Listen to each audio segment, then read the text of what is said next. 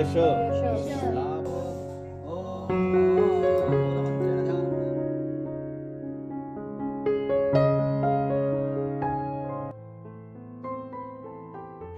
নমস্কার, আমি সোমা। আমার আরও একটি নতুন ব্লগে তোমাদের সকলকে অনেক স্বাগত জানাই। আশা করছি তোমরা সকলেই অনেক অনেক ভালো আছো। আজ বুধবার আর এখন বাজে সকাল 8টা। এখন থেকে তোমাদেরকে সাথে নিয়ে আমি আমার আরও একটি নতুন ব্লগ শুরু করলাম।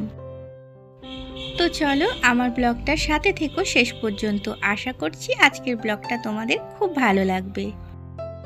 ব্লগের শুরুতে প্রথমেই জানাই তোমাদেরকে সরস্বতী পুজোর অনেক অনেক শুভেচ্ছা। আর এই তো আমার সোনামাকে এই যে শাড়ি পরিয়ে দিচ্ছি। আমার শাড়ি এটা অনেক বড় আর ও তো খুব ছোট, তো অনেকক্ষণ ধরে ভালো করে চেষ্টা করছি পরানোর।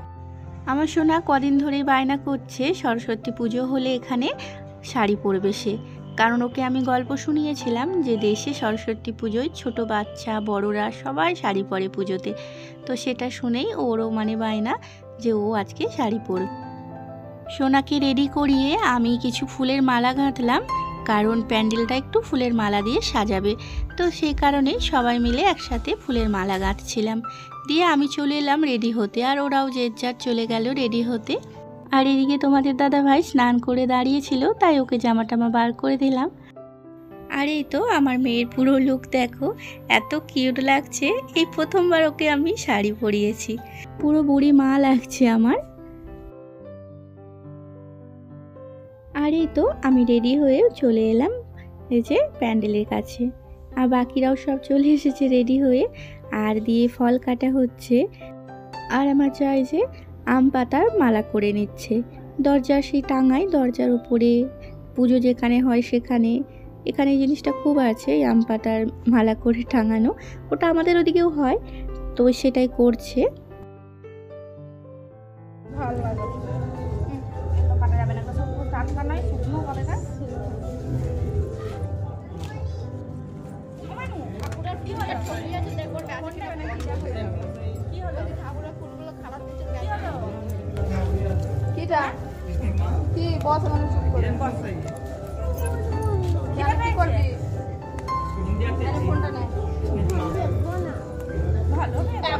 এখন খেলনা বার করা যাবে না। খেলনা খেলবে?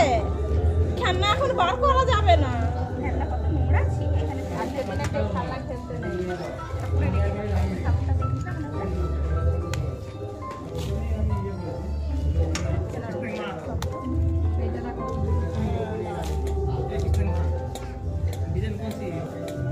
আর এই দুটো বাচ্চাকে দেখছো, ওগুলো আমার সোনাদের সব স্কুল থেকে এসেছে।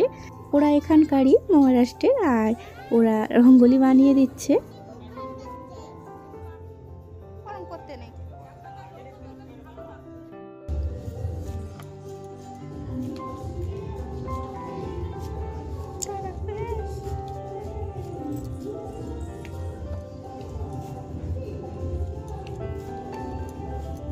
আর এই তো যেখানটায় ঠাকুরটা বসাবো সেখানটায় এই যে ডেকোরেশন চলছে।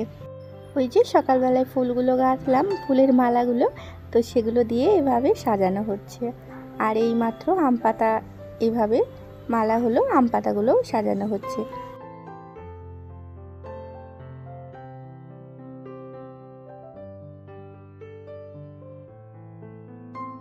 অনেক ঠাকুরের মূর্তি খুঁজলাম কিন্তু পেলাম না।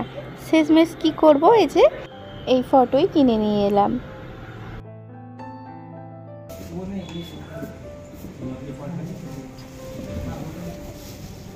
আর এই তো ব্রাহ্মণ চলে এসেছে পুজো করতে, আর ঠাকুরের কাছে চাল দিয়ে অষ্টদল বানিয়ে নিচ্ছে।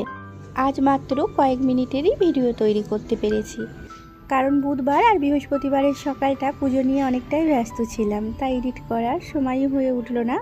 আর ঘরে অনেক লোকজন, চেঁচামেচি, তো এর জন্য ঠিক মতন আমি এডিটও করতে পারছি না। অল্প সময় পেয়েছিলাম, তো এতটুকুই ভিডিও বানাতে পেরেছি।